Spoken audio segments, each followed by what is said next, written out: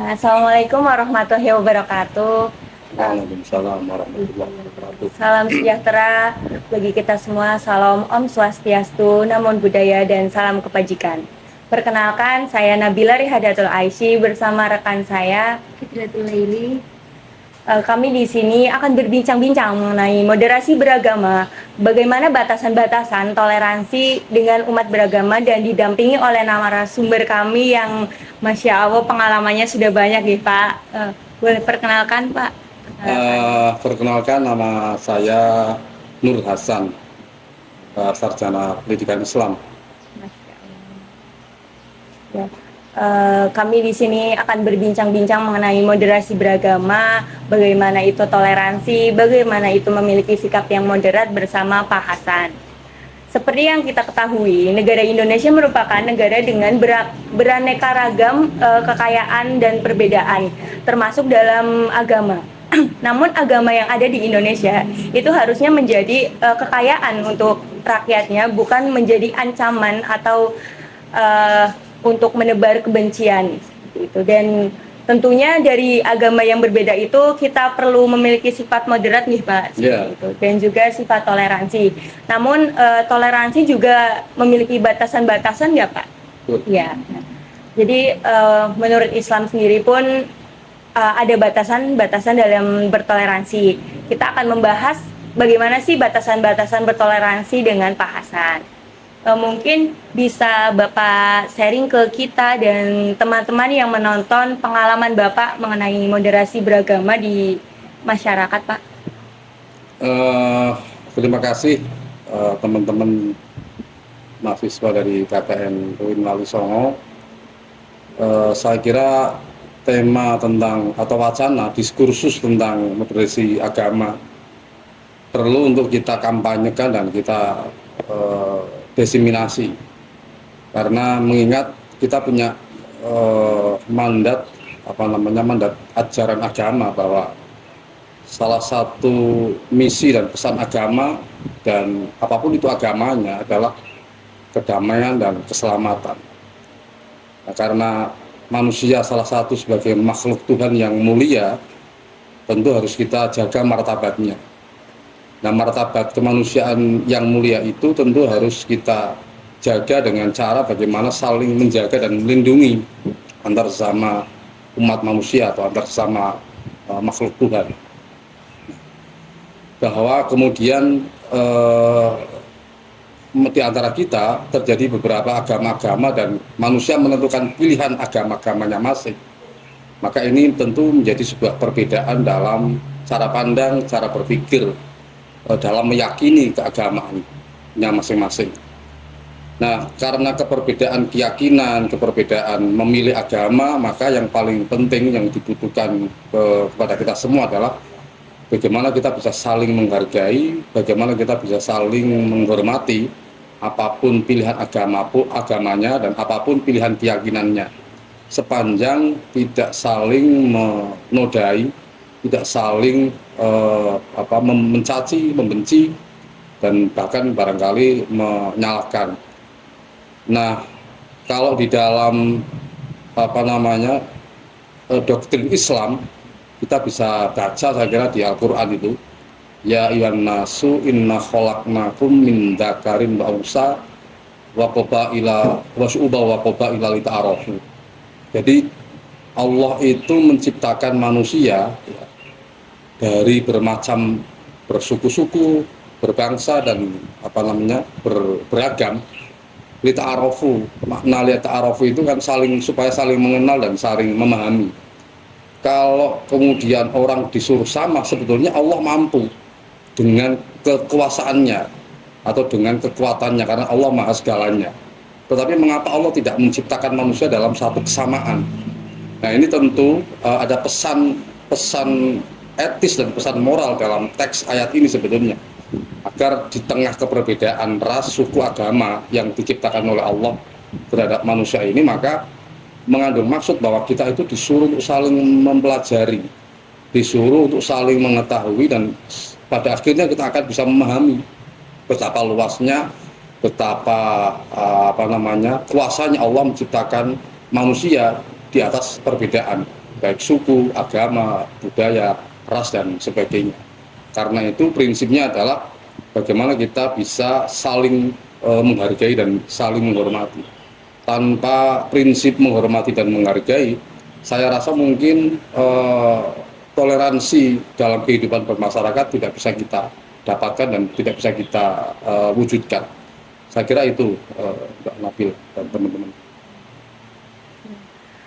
Jadi seperti itu ya teman-teman, kita harus memiliki rasa toleransi atas keberagaman.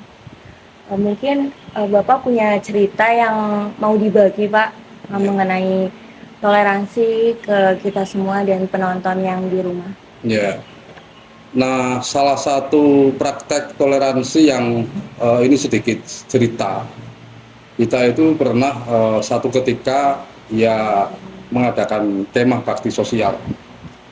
Kemah bakti sosial itu kebetulan ada satu tempat yang di situ dalam satu desa itu terdapat tempat peribadatan yang berbeda-beda. Ada masjid, lalu kemudian ada kuil, dan ada lagi gereja. Itu dalam satu kampung. Nah, yang jadi unik itu adalah ketika orang Islam merayakan hari besarnya, semisal kayak Idul Fitri, orang non-Islam yang ada di sekitarnya pun juga turut ikut merayakannya atau ikut meramaikannya dengan saling mengunjungi ke umat Islam. Pun juga sebaliknya, ketika terjadi hari raya umat Kristiani, orang Islam pun juga ikut merayakan dengan mengucapkan selamat, mengucapkan permohonan maaf sebagaimana yang biasa dijalani oleh orang Islam. Pun juga di masyarakat yang agamanya adalah Hindu. Kalau di Hindu itu kan kita kenal dengan istilah Nyepi itu ya, ada istilah hari raya Nyepi itu. Nah, orang-orang sekitar sekalipun mereka adalah agamanya ada yang Kristen, ada yang Islam, itu juga sanggup untuk mampu dan sanggup melakukan penghormatan terhadap agama Hindu yang hari raya adalah hari raya Nyepi. Jadi mereka pun ikut nyepi, tidak beraktivitas sebagaimana hari-hari biasa. Nah, saya rasa ini adalah potret dan cermin bagaimana toleransi itu diimplementasikan, diaplikasikan dalam kehidupan sehari-hari dalam bermasyarakat. Nah, kita sebagai kelompok akademisi ya, kelompok akademis, saya kira justru yang paling punya mandat besar agar bagaimana diskursus pemahaman tentang pentingnya moderasi agama itu selalu dan terus untuk dikampanyekan. Apalagi kita tahu bahwa Indonesia ini kan masyarakatnya sangat heterogen, sangat multikultur, multi etnis, multi agama. Nah, mengapa kemudian Indonesia dengan keragaman, dengan kemajemukan itu mampu hidup berdampingan, hidup saling rukun di antara umat beragama. Bahkan kalau kita mau jujur sebetulnya itu di luar konteks agama resmi yang disahkan oleh pemerintah. Kalau pemerintah itu kan memformalisasikan agama itu kan ada 6 ya. Ada Islam, ada Kristen, ada Katolik, ada Buddha, ada Hindu. Nah, sebetulnya kan ada agama lain yang meskipun tidak diakui secara resmi oleh pemerintah, yaitu agama-agama lokal, agama nenek moyang.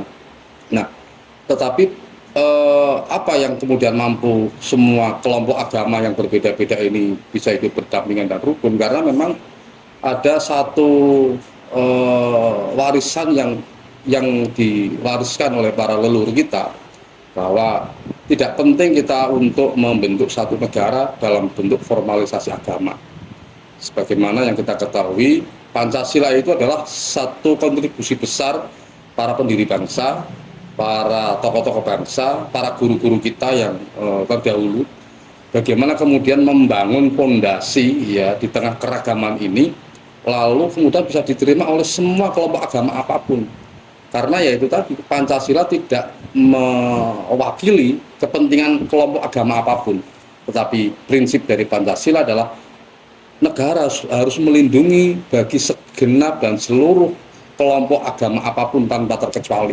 Makanya tidak ada istilah agama tertentu yang termaktub di dalam teks atau naskah Pancasila.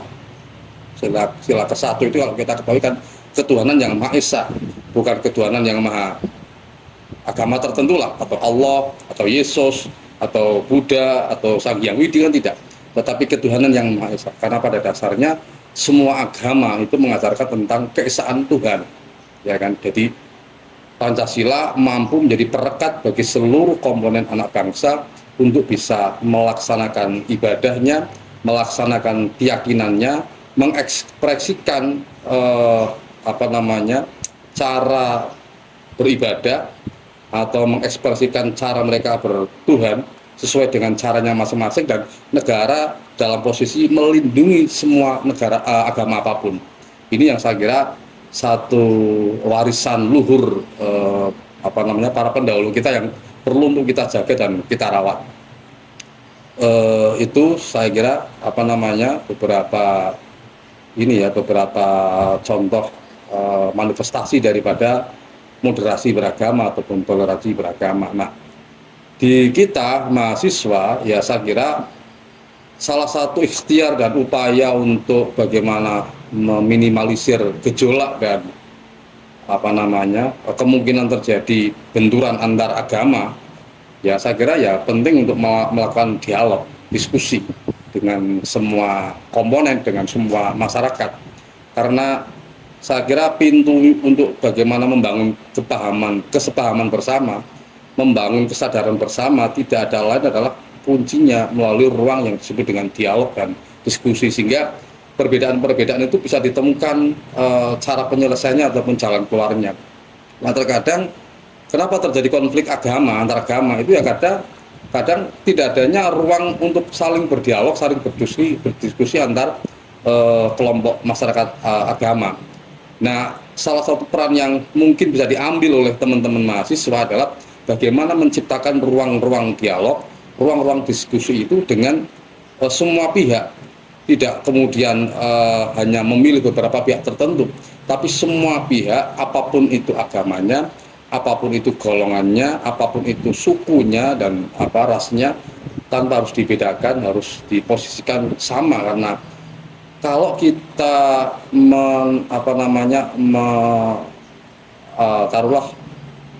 artinya kita membeda-bedakan atau kita pilih kasih, itu sama halnya kita mengurangi ya derajat keimanan kita kepada Allah. Karena pada dasarnya mereka, apapun itu ras, apapun itu suku, dan apapun itu budaya, adalah ciptaan Allah. Memperlakukan mereka dengan tanpa manusiawi, sama halnya kita tidak mengimani bahwa mereka adalah ciptaan daripada Allah. Karena itu sebagai orang Islam, ya, karena kita orang Islam, bagaimana cara kita mengimani bahwa mereka adalah ciptaan Allah, ya kita harus memperlakukan mereka dengan baik, dengan cara-cara yang manusiawi dan beradab, apapun itu latar belakang agamanya. Karena terkadang di kita itu kan pilah-pilah, oh jangan berteman dengan orang itu, oh jangan bergaul dengan orang itu, karena faktor keberbedaan agama, faktor perbedaan budaya, adat, ras. Lalu kemudian kita memilah-milah dalam hal bergaul. Saya kira itu tidak mencerminkan sebagai bentuk manusia yang beriman kepada Tuhan yang telah menciptakan manusia sebagai makhluk yang memiliki derajat mulia di antara makhluk yang lain. Itu ada lagi? Dari kisah Bapak berarti dari keberagaman agama tadi kan ikut merayakan dari beberapa agama tersebut. Berarti hal itu boleh-boleh aja ya Pak, asalkan tidak melebihi, asalkan selama keyakinan tidak berubah, itu boleh-boleh aja Pak? Saya kira boleh lah, Karena apa? Karena ya sepanjang tidak mengganggu akidah dan keyakinan kita, itu saya kira tidak jadi problem dan tidak jadi masalah. Hanya kita menghormati dalam konteks ini kan, hanya dalam konteks tradisinya saja, bukan kita kemudian ikut terlibat dalam proses peribadatannya mereka. Artinya kalau Islam itu kan sholat gitu ya, kalau mereka ke gereja, kita kan tidak kemudian ikut sembahyang di tempat mereka gitulah. Sebaliknya mereka juga tidak sembahyang di tempat kita dengan mengikuti cara kita bersembahyang atau berritual. Ini saya kira adalah batasan-batasan yang tidak bisa dipaksa harus sama. Tetapi dalam konteks tradisi, karena gini, bedakan antara agama dengan tradisi. Karena yang terjadi itu ada kekacauan nalar, mencampur adukan antara mana itu agama, mana itu kebudayaan, dicampur aduk. Jadi ini begini, saya kira semua agama itu memberikan pesan moral ya. Agama harus menghormati, saling menghargai, tidak boleh menjelekkan, tidak boleh memfitnah, tidak boleh berbuat kasar atau kemudian mengelolok. Saya kira dan saya pikir semua agama pun mengajarkan hal yang sama, ya kan? Nah, ini yang disebut sebagai doktrin agama, yang orang harus mengaplikasikan, memanifestasikan itu dalam konteks kehidupan berbangsa, bermasyarakat. Nah, bagaimana konteks mengaplikasikan berbangsa, bermasyarakat dalam konteks toleransi beragama? Ketika orang Kristen merayakan, misalkan lah agama lain lah, apapun agamanya, merayakan hari besarnya, ya kita nggak boleh merecoki, mengganggu, apalagi merusak ya. Justru biarkanlah mereka merayakan dengan apa namanya caranya mereka, sepanjang itu tidak mengganggu kita. Nah, kalau kemudian kita ikut apa namanya ikut merayakan pun saya kira masih dalam batas kewajaran dan batas normal lah gitu. Beda kalau misalkan toleransi itu dimaknai, saya itu lagi apa namanya puasa, tolong dong kamu ikut puasa, ya kan? Itu sama halnya memaksakan ya kan. Dan ini yang saya kira ada batasan-batasan yang tidak bisa dipaksakan, tapi ada apa namanya implementasi atau aplikasi dari cara menghargai, menghormati itu ya dari sisi apa tadi tradisinya, bukan doktrinnya gitu loh, bukan doktrin. Misalkan kalau kita kan sembahyang, haji itu kan sebagai sebuah rukun gitu ya. Nah, orang lain disuruh untuk menghormati kita itu bukan dalam pengertian kok mereka harus ikut ibadah seperti kita, itu bukan. Tapi ya misalkan ketika kita apa namanya tadi kalau di desa, nah ini kalau di desa itu kan ada istilah selamatan sedekah bumi gitu ya. Kalau suro apalagi ini bulan Muharram itu di Jawa terutama, itu kan banyak orang melakukan ritual-ritual tertentu ya, meskipun agama Islam lah. Ada istilah 10 suro, ada istilah apa namanya menyantuni. Nah, saya kira kan semua agama pun juga mengajarkan untuk saling berbagi, saling menyantuni, ya kan? Nah, ini yang kemudian saya kira dalam konteks inilah kemudian semua agama apapun boleh melakukan hal yang sama. Tetapi dalam hal tertentu, semisal kayak ibadah-ibadah yang berhubungan vertikal secara langsung ya, horizontal antara manusia dengan hambanya, itu yang tidak boleh bisa kita paksakan. Jadi sekali lagi, menurut saya ada kegagalan memahami antara agama dengan budaya. Di Arab, satu contoh, di Arab itu kenapa orang memakai jilbab itu ya, memakai jilbab, memakai jubah gitu. Ya karena memang secara geografis daerahnya daerah gurun pasir. Nah, bagaimana dengan orang Indonesia yang rata-rata ada masyarakat nelayan, ada masyarakat petani? Masa mereka harus pakai jubah gitu? Masa mereka harus pakai apa namanya ini ya mukena gitu? Bagaimana orang Arab? Itu kan tradisi Arab. Nah, kita punya tradisi lain. Orang kalau ke sawah ya bawa cangkul, bawa celana gitu kan. Nah, ada lagi misalkan gitu, kita punya banyak tradisi lah. Apalagi kalau kita baca sejarah Islamisasi Indonesia, terutama Jawa. Proses Islamisasi Islam masuk ke Jawa ini kan melalui jalur kebudayaan sebetulnya. Sehingga apa? Sehingga praktis tidak ada resistensi dan penolakan dari masyarakat lokal. Padahal masyarakat lokal itu dulunya kan Hindu sebetulnya. Tapi kenapa tiba-tiba sekarang menjadi Islam itu mayoritas agama yang dianut oleh mayoritas orang Indonesia? Karena proses Islamisasi Jawa yang dibawa oleh para wali itu dengan bagaimana mengakulturasi antara agama dengan budaya. Budaya sebagai pintu masuk. Ambil contoh misalkan Sunan Kalijogo dengan wayangnya. Jadi orang itu kalau mau orang Indonesia itu kan orang Jawa itu kan suka suka pagelaran wayang.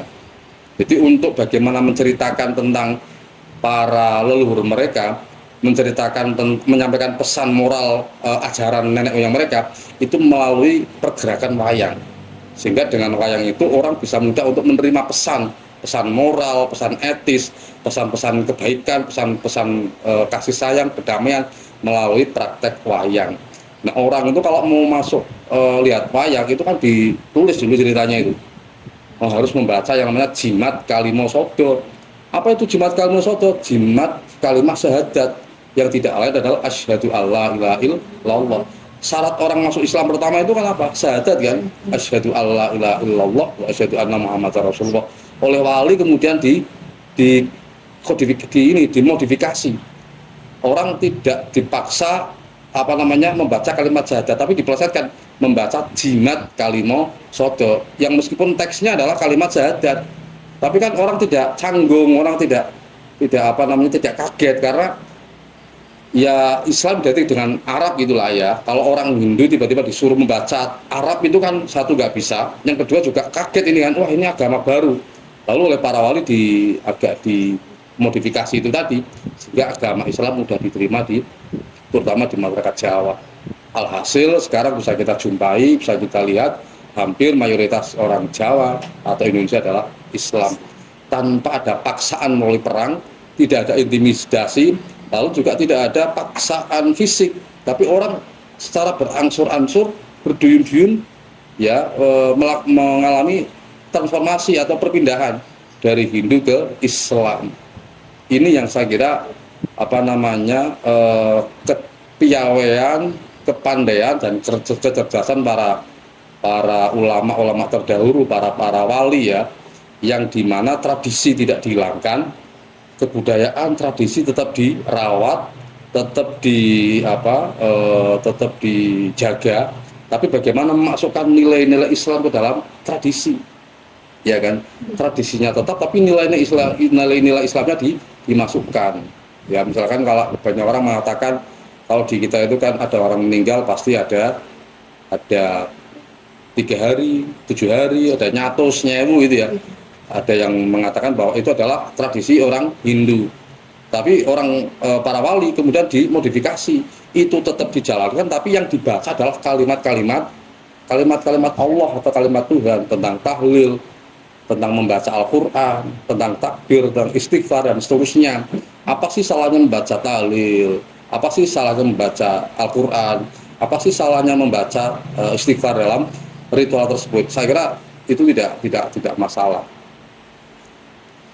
Berarti kalau dalam konteks kafirun ayat 6 yang untukmu agamamu dan untuk agamamu itu konteksnya itu hanya keyakinan terhadap Tuhan atau akidahnya ya Pak? Kalau untuk tradisinya kita masih boleh gitu membantu atau ikut serta seperti itu. Jadi pemaknaan daripada ayat tersebut itu adalah ya agamamu, agamaku itu ya tidak boleh ada paksaan orang harus mengikuti agama kita, orang harus mempercayai keyakinan kita. Tetapi yang menjadi pesan dari ayat tersebut adalah meskipun kita berbeda agama, agamamu A, agamaku saya B, tapi kita bisa saling menghormati, tidak saling menyalahkan.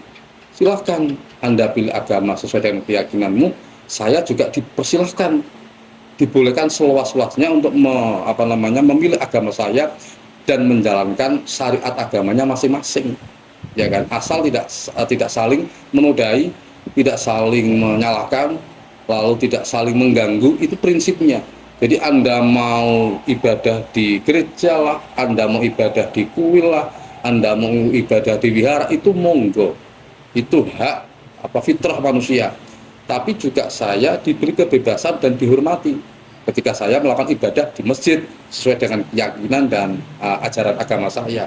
Jadi konteks lakum dinukum waliyadin itu ya saya kira itu. Saya kira adalah boleh kita berbeda agama, boleh kita menjalankan ibadah agamanya masing-masing dan di tempatnya masing-masing sepanjang tidak mengganggu, tidak menyalahkan, tidak saling membenarkan. Lalu yang terjadi intinya adalah menghindari terjadi yang namanya konfrontasi atau konflik antar agama yang berujung pada perpecahan atau apalagi pembunuhan antar umat manusia hanya gara-gara beda pilihan agama.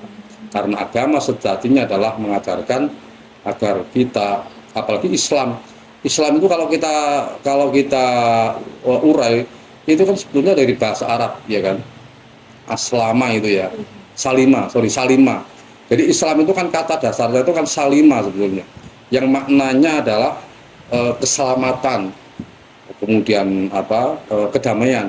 Jadi Islam pada dasarnya itu ya memberikan pesan pentingnya kedamaian dan keselamatan. Nah, kedamaian itu apa? Kedamaian itu ya sebuah harapan yang diinginkan oleh semua masyarakat apapun.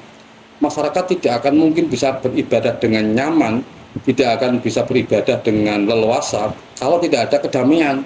Maka kedamaian itu adalah kunci daripada hidup bermasyarakat. Kalau masyarakat nggak damai, bagaimana kita akan bisa menjalankan syariat atau amaliyah keagamaan kita dengan leluasa, dengan tenang, kalau masyarakatnya tidak damai, ya kan?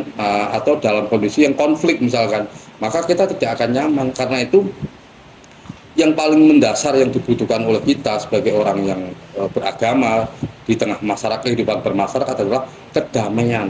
Bagaimana kunci kedamaian bisa didapat? Saling memahami bahwa tidak mungkin orang itu dipaksa harus sama, itu nggak mungkin. Bahwa perbedaan itu adalah sunnatullah, kehendak Allah yang harus kita syukuri itu sebagai sebuah nikmat. Bagaimana cara kita memahami dan menikmatinya? Bisa sebetulnya kalau Allah mau menyamakan manusia dalam satu warna misalkan, dalam satu keyakinan, bisa Allah maha segalanya kok. Saya ciptakan manusia nih, tak bikin semua agamanya, tak bikin sama warna kulitnya, tak bikin sama rasnya misalkan. Tapi kan kenapa Allah ciptakan dalam keperbedaan itu tadi? Ada yang kulitnya hitam, ada yang mancung, ada yang rambutnya keribu, ikal ya, ada yang lurus dan macam-macam lah. Itu semua menandakan kebesaran Allah. Betapa Allah mampu menciptakan dengan manusia yang bermacam-macam, beraneka model itulah. Nah, kita dituntut untuk bagaimana saling memahami, saling mensyukuri sehingga terciptalah kedamaian. Dengan kedamaian maka kita akan leluasa untuk menjalankan ajaran agama kita masing-masing di tengah perbedaan. Jadi ada kata kunci, semua agama mengajarkan kedamaian, mengajarkan kasih sayang dan toleransi. Meskipun kita berbeda, tapi keberbedaan itu adalah sebagai sunatullah dan rahmat dari Allah yang harus kita syukuri dan kita pelajari. Di balik semua itu ada pelajaran-pelajaran yang bisa kita petik dari perbedaan. Nah, kalau manusia seragam bagaimana mau mempelajarinya? Yang sama kan? Ngapain dipelajari yang sama? Justru karena berbeda inilah kita sehingga menjadi ingin tahu. Oh, orang Papua itu kok seperti itu misalkan. Oh, orang Kalimantan, Dayak seperti itu. Orang Jawa kok seperti itu gitu ya. Nah, ini kan keperbedaan ini kemudian menjadi pemantik orang untuk bisa ingin tahu dan ingin mengerti. Sehingga dengan ingin tahu dan kemudian kita mengerti, maka pada titik kesimpulan betapa hebatnya Tuhan menciptakan dengan segala model, segala bentuk yang berbeda-beda. Saya kira itu. Ada lagi mungkin? Berarti pada dasarnya semua agama itu moderat ya Pak, tapi tergantung bagaimana umatnya dalam bersikap. Jadi kalau misal ada umatnya yang menebar kebencian itu bukan salah agamanya, tapi melainkan salah pribadinya, seperti itu ya Pak? Ya, seperti yang tadi saya katakan, saya orang yang meyakini bahwa tidak ada agama apapun, agama manapun yang mengajarkan tentang kebencian, mengajarkan tentang permusuhan, mengajarkan tentang perpecahan. Saya orang yang meyakini bahwa hakikatnya semua agama itu diciptakan adalah dalam rangka untuk saling membawa misi rahmat lil alamin, membawa rahmat, kasih sayang, kedamaian, membawa misi kemanusiaan. Tidak ada agama yang di dalamnya memiliki doktrin atau dogma mengajarkan tentang kebencian, mengajarkan tentang permusuhan dan seterusnya. Lalu kenapa ada konflik antar umat beragama? Itu kekacauan dan kesalahan bagaimana menafsiri ajaran agama. Seolah-olah bahwa kita ini yang paling benar, mereka salah, maka mereka disalahkan, dipaksa harus sama dengan kita. Dan ini saya kira nggak boleh, apalagi kita di Islam saja Banyak sekali aliran-aliran atau kelompok-kelompok Islam dalam agama Islam itu kan banyak. Kita ketahui ada NU, ada Muhammadiyah, ada Persis, ada Perti, ada Al-Irsyad, macam-macam lah. Dalam hal tertentu ada perbedaannya. Jangan hal yang sederhana lah yang sering kita jumpai tentang soal penetapan hari raya ataupun hari Ramadan lah, puasa pertama itu ya. Kalau ada yang satu menggunakan sistem metode ru'yatul hilal, melihat hilal, ada yang menggunakan hisab. Semuanya punya dasar dan pegangan ya, dalil masing-masing. Nah, kalau kemudian orang mengharuskan mereka salah, yang benar kita gitu, maka ini yang akan terjadi clash, akan terjadi gejolak. Mereka nggak boleh berbeda dengan kita. Padahal sementara mereka juga punya keyakinan, punya dasar dan pegangan. Jadi sama-sama punya dalil lah. Nah, ya yang penting bagi kita adalah mengajarkan nggak masalah mereka mau memutuskan puasanya sekarang, mereka memutuskan puasanya besok sekarang, nggak masalah. Silahkan berpuasa kalau memang keyakinanmu bahwa puasa adalah hari ini misalkan. Tapi pun juga sebaliknya, tolong hormati saya juga kalau saya meyakini bahwa puasa itu mulainya adalah besok. Ya kan, pun juga ketika menentukan hari raya, kalau ada orang menentukan hari rayanya kok taruhlah besok, ya jangan diusil. Wah, salah kamu, hari raya itu besok yang benar, bukan sekarang gitu. Lalu nggak boleh kamu apalagi dimusuhin ya. Wah, kalau begitu kamu bukan teman saya, kalau begitu kamu bukan dari bagian saya, sudah sana nggak usah bergaul dengan kita karena kamu berbeda dengan saya. Coba apa yang akan terjadi kalau model keberagaman seperti itu? Ya kan, pasti akan terjadi konflik antar umat beragama. Silahkan kalau memang keyakinanmu adalah besok lebaran, tapi juga hormati saya kalau misalkan saya berlebaran hari lusa, gitu kan, karena saya punya dasar, mereka punya dasar. Ini baru 2 kelompok ya, apalagi dengan kelompok Islam yang lain masih banyak. Nah, disinilah kemudian pentingnya bagaimana kita memahami keperbedaan di dalam menafsiri doktrin keagamaan, terutama yang menyangkut masalah ini ya, masalah rukun ya, masalah rukun dalam beribadah. Kalau sholat itu kan semua Islam meyakini bahwa sholat adalah perintah yang termaktub dalam Al-Quran. Tetapi kan dalam prakteknya misalkan mereka punya madhab sendiri, mereka punya pegangan sendiri dalam kaidah fikihnya. Nah, karena kita memegang kaidah fikih yang berbeda-beda, ya nggak masalah, karena ada rujukannya, ada sanadnya. Kalau NU misalkan madhabnya Syafi'i, kira-kira begitulah. Kalau Muhammadiyah mungkin apa gitu ya, Ilham Persis, Perti dan seterusnya menggunakan madhab lain, ya nggak masalah. Asalkan bahwa prinsip sholat itu adalah sebuah kesepakatan yang bukan kesepakatan ya, memang doktrin yang termaktub dalam Al-Quran bahwa perintah sholat itu memang ada. Tapi bahwa kemudian sholatnya berbeda-beda itu ya karena kita kan hidup nggak di zaman Nabi, kita kan nggak ngerti Nabi sholatnya kayak apa kan, maka kita kan jarene kata guru saya kata gurunya kata gurunya dan seterusnya kan. Nah, si ini pun juga sama, mereka mengugemi atau berpedoman pada siapa? Ini dari gurunya dan seterusnya sampai sahabat gitu kan. Nah, karena kita itu hidup dalam tidak semasa dan sezaman dengan Nabi, maka kita adalah beragama dengan berguru, ya kan, berguru kepada ahlinya, ahli fikih. Nah, kebetulan guru itu kan macam-macam ya, kalau diracak ke atas gitu. Ini dari sini dan seterusnya. Bisa saja ketika melihat Nabi berbeda-beda gitu, karena memang kita nggak hidup di zaman Nabi. Yang terpenting yaitu tadi, sholat sebagai sebuah ibadah pokok dalam Islam, apapun alirannya mesti menyetujui. Tapi bahwa prakteknya sholat itu berbeda ya, rukunnya ada yang 18, ada yang kelompok mengatakan rukunnya berbeda ya karena memang madhabnya lain-lain ya, saya kira nggak masalah, asalkan itu punya pedoman, punya sandaran lah, artinya punya pijakan ataupun referensi.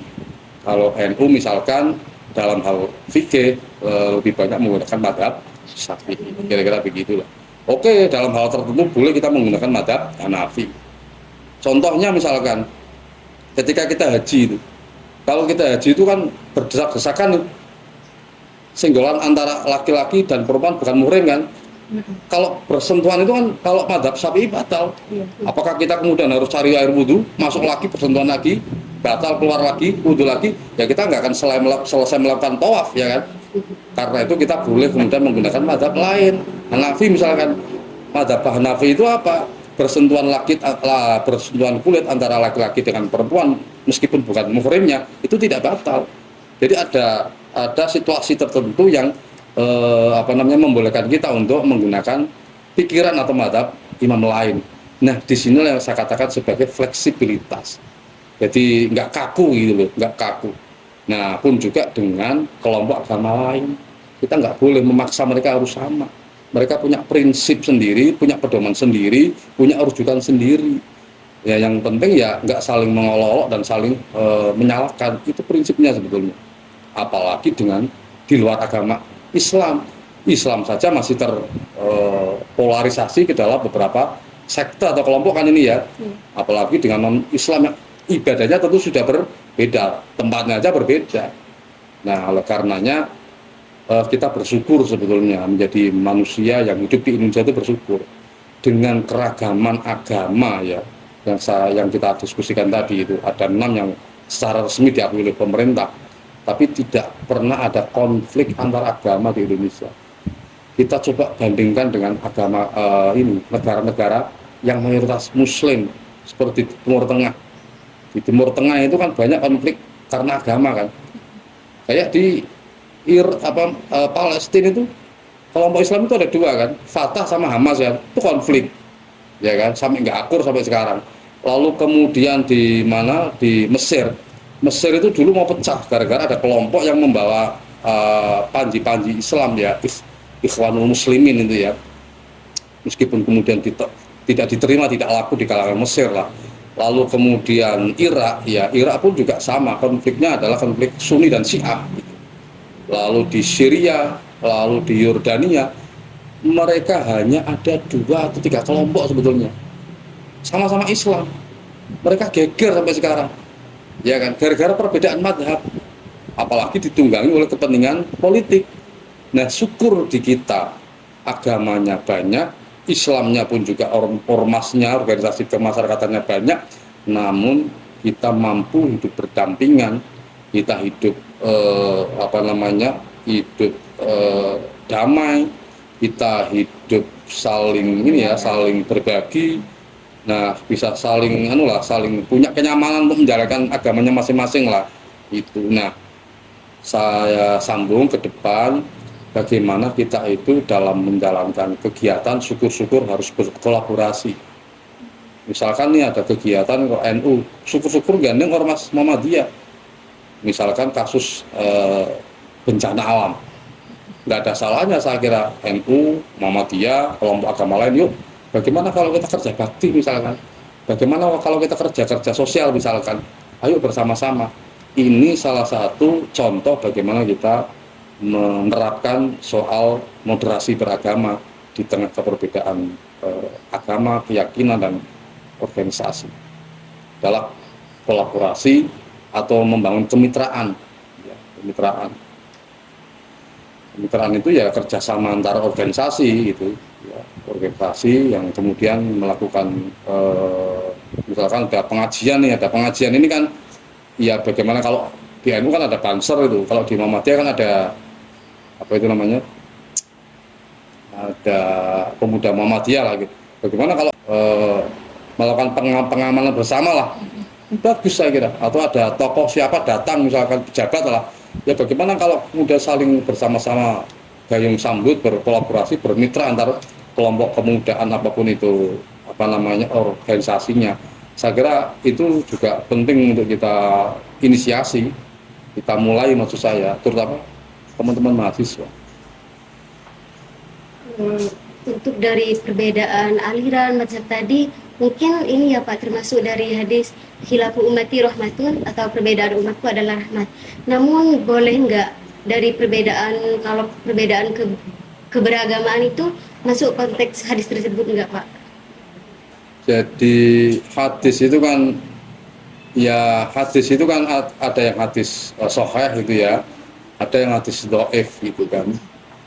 Nah, kita kadang-kadang kan nggak tahu mana hadis sahih, mana hadis yang dhaif gitu. Nah, ya memang ada yang mengatakan bahwa dulu Rasulullah pernah bersabda, "Sataftariqu ummati ala sab'ina salah safirqah."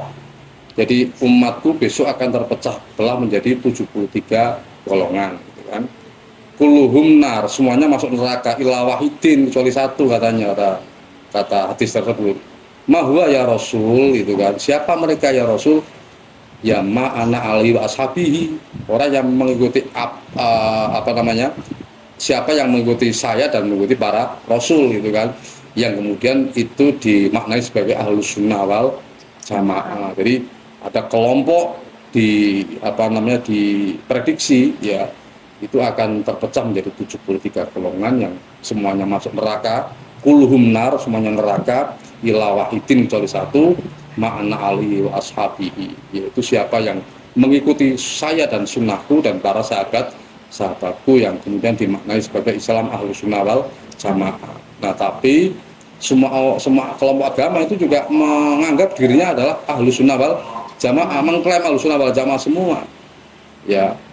Nah, terlepas apa namanya ini ya, terlepas apa namanya itu adalah hadis sahih atau dhaif atau lemah, tapi yang jelas faktanya bahwa nyatanya kan Islam memang macam-macam ya. Artinya dari sisi organisasi dan bermadhabnya ternyata juga macam-macam ya. Apa namanya, terlepas itu apa akibat hadis tersebut atau tidak, tapi bagi saya ya yang mau diapapun, yang namanya manusia itu kan makhluk yang punya akal ya, punya akal, punya logika, punya rasio, dan sudah barang tentu dan pasti mesti akan melahirkan keperbedaan, pasti itu. Nggak bisa orang apa namanya disuruh sama, itu nggak bisa, karena fitrah manusia diberi akal, diberi nalar, diberi logika ya, akhirnya mengkreasi, memproduksi pikiran si A si B ya mesti punya pikiran yang beda-beda. Tapi fitrahnya kan sama-sama diberi akal nih, tapi dalam kehidupan perkembangannya kan bisa jadi terjadi perbedaan. Saya satu sekolah dengan banyak orang, begitu misalkan awalnya gurunya sama, cara beribadahnya sama, begitu perkembangannya mereka ada yang ke Jakarta, ada yang saya ke Surabaya, ada yang ke misalkan Semarang, lalu kemudian berjumpa dengan komunitas mereka, saya berjumpa dengan komunitas ini, mereka juga bertemu dengan komunitas apalah gitulah. Kadang-kadang akhirnya apa? Berbeda juga kan, padahal awalnya sama itu ya, tapi pada perkembangannya kan berbeda ini. Ini kan bukan soal perkara karena hadis satu tidak, ya karena itu tadi, bahwa apa namanya perbedaan adalah sebuah keniscayaan dan sunatullah, nggak bisa kita pungkiri.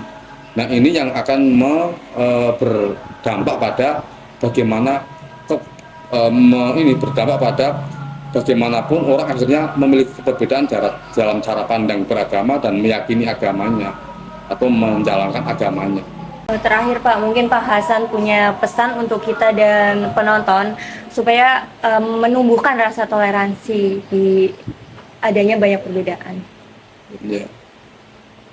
Ya, kita apa namanya, kita flashback lah, bahwa mau tidak mau harus kita akui, kita ini umat yang mestinya harus paling bersyukur, Mbak. Kenapa bersyukur? Karena kita dilahirkan di Indonesia, meskipun dengan heterogenitas dan kemajmukan agama, ras, budaya. Bayangkan bahasa saja kita punya 600 kok. Pulau aja kita punya ratusan ya. Kita tersekat, terbentang oleh yang namanya laut gitu kan. Lalu budayanya berbeda, bahasanya berbeda, agamanya berbeda-beda, rasnya juga berbeda-beda. Tapi kita mampu bernegara dan berbangsa dalam satu naungan negara Indonesia. dan nyaris tidak ada konflik agama yang cukup serius, tidak ada menurut saya. Nah, ini yang kemudian menjadi modal kita mampu untuk bisa menjalankan kehidupan dengan nyaman, dengan leluasa, bebas dan sebebas-bebasnya. Nah, ini yang saya kira tidak dialami oleh negara-negara tetangga, terutama negara-negara Timur Tengah yang meskipun dikatakan sebagai mayoritas agamanya adalah Muslim, tetapi mereka tidak mengalami kebebasan sebebas-bebasnya sebagaimana yang kita alami di Indonesia. Nah, ini tidak lepas dari para leluhur, para pendahulu kita telah mewarisi baik cara beragama dan bernegara yang baik dan bagus. Artinya apa? Bahwa para ulama, para kiai, para pendiri bangsa itu mengajarkan bahwa toleransi, kemudian tasamuh ya, menghargai di atas perbedaan itu sebagai sesuatu yang perlu untuk kita selalu sampaikan kepada generasi ke generasi untuk mendapatkan sebuah kedamaian dan kenyamanan dalam hidup. Mau sekaya apapun Anda, sehebat apapun Anda, tetapi Anda tidak merasakan nyaman dan damai dalam kehidupan, maka Anda tidak akan bisa menikmatinya. Nah, nikmatnya hidup itu ya kita mampu merasakan kebebasan. Kita bisa berbuat mengekspresikanlah keyakinan kita, agama kita, ajaran kita tanpa ada yang merecoki dan mengganggu. Pun juga mereka yang berbeda dengan kita merasakan hal yang sama, tidak terganggu, lalu tidak tidak terganggu, tidak terancam, mereka juga enjoy, nyaman. Ya karena para pendahulu kita telah memberikan pesan moral dan pesan etis sekaligus pesan kesadaran betapa pentingnya di tengah heterogenitas dan pluralitas ini untuk saling toleran, saling menghargai, saling mendukung dan saling merajut kebersamaan di tengah perbedaan. Lalu klimaksnya adalah Pancasila sebagai sebuah ideologi negara mampu telah diletakkan oleh para pendiri bangsa ini, sehingga akhirnya Pancasila mampu menjadi perekat bagi semua anak bangsa dan apapun itu agamanya. Tanpa Pancasila ya saya kira, karena dulu itu perumusan dasar negara itu terjadi tarik menarik, ada yang menghendaki ingin negara ini sekuler, ada yang menghendaki negara ini negara agama ya, teokrasi. Nah, teokrasi itu kalau mau dimenang-menangkan berarti kan mestinya negara ini negara Islam dong, mayoritas Islam kok. Tapi Islam nggak demikian.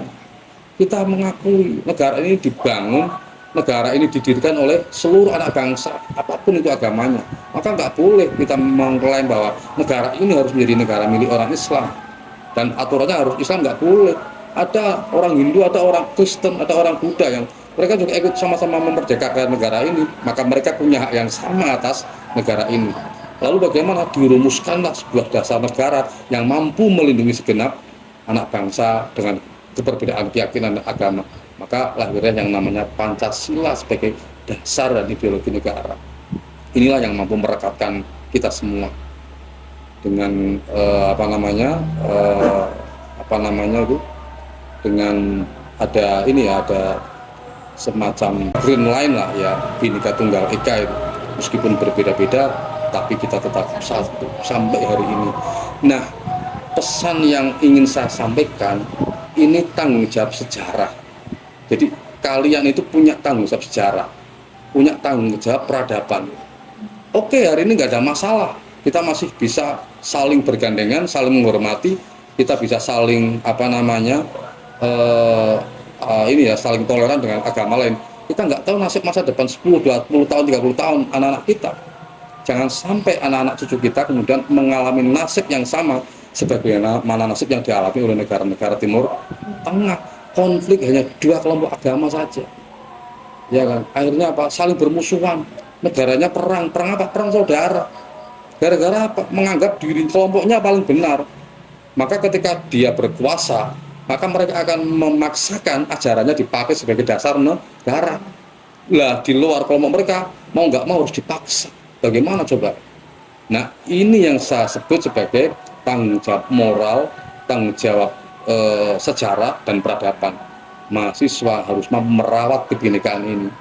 Mahasiswa harus menjaga peradaban ini agar anak cucu kita akan merasakan hal yang sama, betapa indahnya di tengah keragaman, di tengah kemajemukan yang pada akhirnya kita dapat menghirup ya udara kebebasan, menikmati kedamaian dan kenyamanan dalam berekspresi, beragama, bernegara tanpa ada gejolak konflik dengan siapapun. Ini tugas kita semua. Nah, caranya apa? Diskusi, dialog, lalu menjalin kerjasama, kemitraan dengan kelompok, baik itu kelompok pemuda, ya kelompok agama gitu ya. Apalagi kalau jenengan semua kan di kampus itu mesti beda-beda itu, ya kan? Beda-beda, ada ya NU, ada Muhammadiyah, ada banyak lah. Lalu kemudian kok kita lalu harus memaksa, wah aku nggak mau berteman dengan orang yang nggak sealiran saya itu, ya kacau ini. Nggak boleh, kita harus inklusif, terbuka, nggak usah memandang wah itu apa namanya alirannya ini alirannya itu. Kalau sudah memilah-milah seperti itu, yang muncul kebencian. Orang kalau sudah benci, ya nggak suka. Orang kalau nggak suka, itu bagaimana cara mencelakai mereka. Nah, bibit-bibit perpecahan itu kan dari mereka bukan segolongan, mereka salah, kita benar, lalu saya cari yang seirama, kalau nggak seirama saya jauhi, gitulah. Kalau sudah seperti itu, yang terjadi adalah saling membenci. Nah, sudah saling membenci, saling menjatuhkan. Kalau sudah saling menjatuhkan, ya konflik. Kira-kira begitu ya, paham ya? Oke, paham. Itu mungkin teman-teman yang bisa saya sampaikan, dan saya terima kasih ini. Terima kasih banyak ini. Kami juga mengucapkan terima kasih Pak atas ilmu Bisa baru yang sharing Bapak bareng. sharing ke kami. Oke. Teman-teman, sekian bincang-bincang tentang moderasi agama bersama kami. Wassalamualaikum warahmatullahi wabarakatuh. Waalaikumsalam.